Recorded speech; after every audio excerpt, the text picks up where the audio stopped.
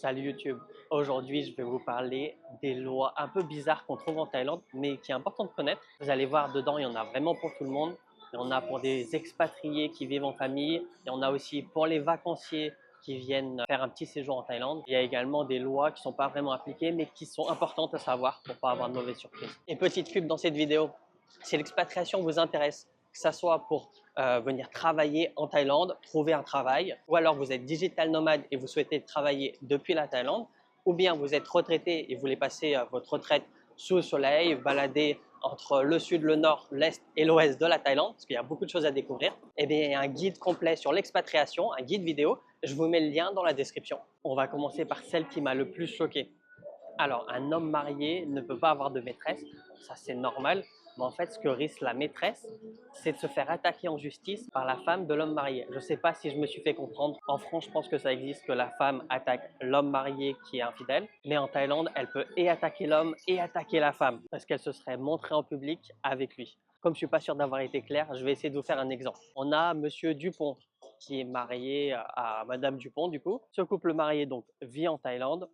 Monsieur Dupont a une maîtresse et sa femme a engagé un détective privé.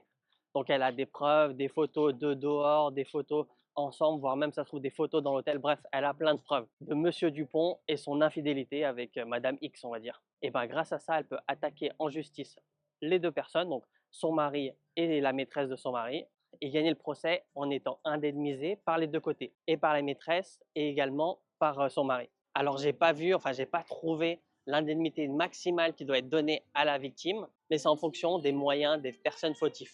Donc ça peut être très élevé si la personne, ou les personnes plutôt, ont beaucoup d'argent. Donc je ne suis pas étonné que l'homme doit payer parce que c'est ce qui se passe dans un divorce, mais par contre que la maîtresse doit payer également, j'ai jamais entendu ça en France. Dites-le moi, ça se trouve ça existe en France et je suis juste pas au courant. En deuxième news, c'est la clope électronique. Tout le monde le sait, je pense, sur la chaîne.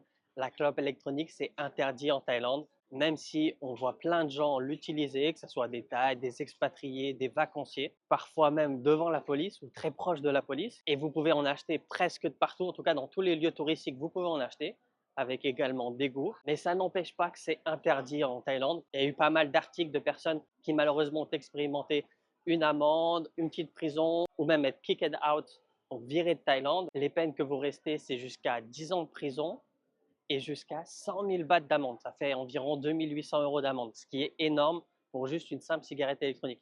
Pourquoi je le mets dans cette liste? Déjà, nous en France, c'est légal la cigarette électronique et ça ne l'est pas ici, mais également parce que c'est plutôt improbable qu'on accepte le cannabis. Alors normalement, c'est que le CBD, mais on a vu les dérives. On peut trouver tout actuellement en Thaïlande, même s'ils sont sur la voie de restreindre un peu tout ça.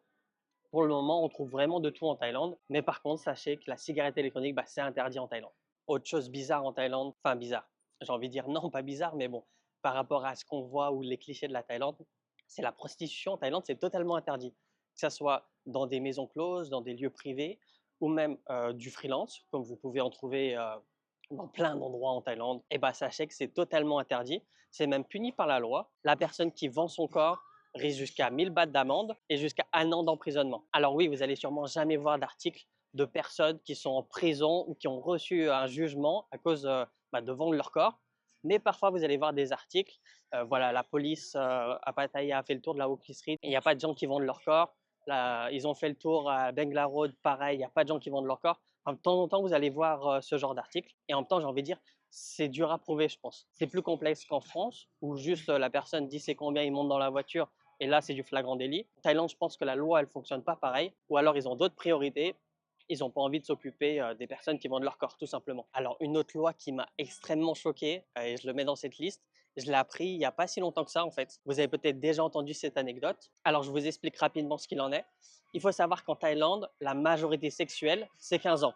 C'est-à-dire, normalement, à partir de 15 ans, vous pouvez avoir des relations. Mais il y a une chose importante qu'on a ici en Thaïlande, et qui est très appliquée d'ailleurs, et qui n'est pas le cas en France. Même si vous avez la majorité sexuelle, vous ne pouvez pas faire ce que vous voulez. Vous ne pouvez pas avoir des relations avec qui vous voulez en Thaïlande, sans l'accord de ses parents. Oui, vous avez bien entendu, ça veut dire quelqu'un de 15 ans veut faire quelque chose avec une autre personne, il faut absolument avoir l'accord des parents. Et je vais vous donner un exemple. Ça veut dire si vous avez par exemple un fils qui a 16 ans et il a une copine qui a également 16 ans. Vous vous dites voilà, les deux ils ont 16 ans, ils ont la majorité sexuelle, ils font vraiment ce qu'ils veulent, c'est pas grave.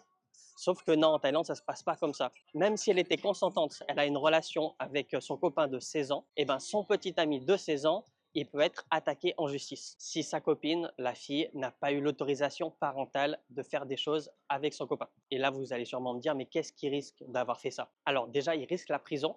La peine maximale, c'est 10 ans d'emprisonnement, il me semble. Vous mettrez tous les articles dans la description hein, si vous voulez voir en détail. Et puis, il risque jusqu'à 20 000 bahts d'amende. Et c'est pour ça que souvent, ça ne va pas en justice.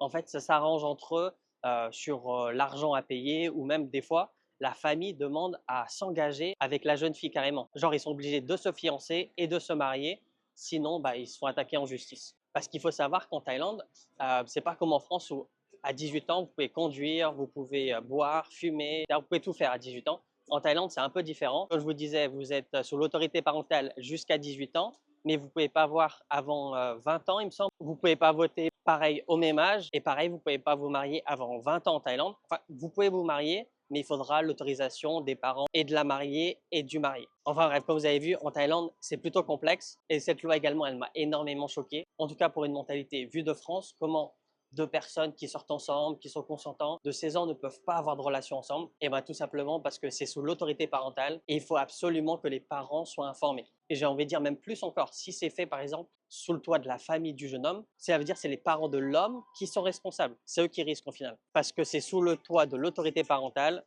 Enfin, si vous avez des enfants et surtout un fils, faites bien attention à cette loi.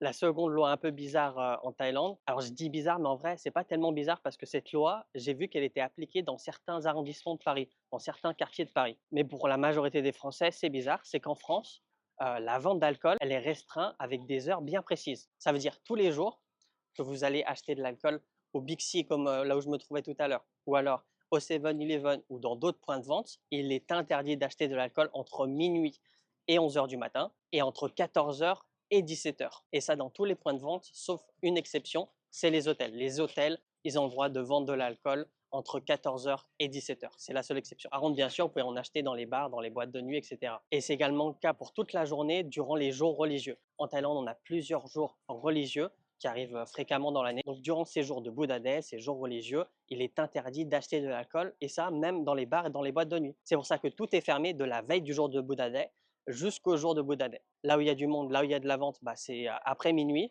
Donc, ils ne vont pas ouvrir pour fermer à minuit, ça n'a aucun sens. Du coup, ils choisissent de ne pas l'ouvrir du tout. Autre loi très importante en Thaïlande, surtout si vous vivez ici et même si vous êtes ici pendant un court séjour, c'est la diffamation sur Internet. Il est interdit de diffamer au public, que ce soit sur YouTube, sur Instagram, sur Facebook, enfin sur les réseaux sociaux, bref, tout ce qui contient Internet.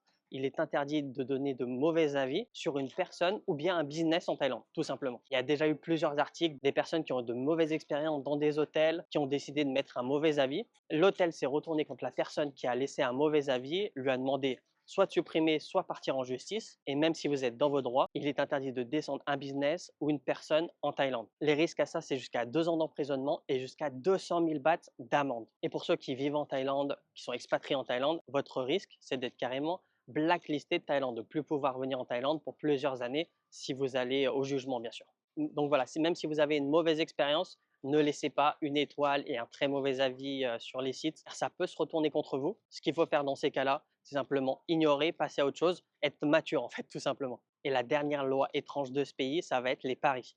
Les paris en Thaïlande sont totalement interdits. Je dis les paris, mais en vrai, c'est les jeux d'argent qui sont interdits. La seule chose que vous pouvez faire en Thaïlande avec de l'argent, en jeu d'argent, ça va être la loterie nationale. Les tirages ont lieu tous les 16 et 1er et vous pouvez gagner jusqu'à 6 millions de bahts, qui est cumulable. Hein. Si vous avez 2 fois le même ticket, bah, vous gagnez 2 fois 6, ça fait 12 millions de bahts. Si vous avez plus de tickets, par exemple 10, bah, vous gagnez 60 millions. Enfin bref, vous avez compris le truc. Et la deuxième chose autorisée dans le pays en jeu d'argent, ça va être les courses de chevaux. Donc le PMU comme on a en France, sauf c'est en Thaïlande. Et là, vous pouvez parier sur les chevaux. Par contre, en Thaïlande, dans les stades de boxe, par exemple, ou dans les événements de soirée thaï, vous n'allez pas le voir par exemple au One, vous n'allez pas le voir au RWS. Là, vous allez voir beaucoup de gens parier, bah, sachez que c'est illégal.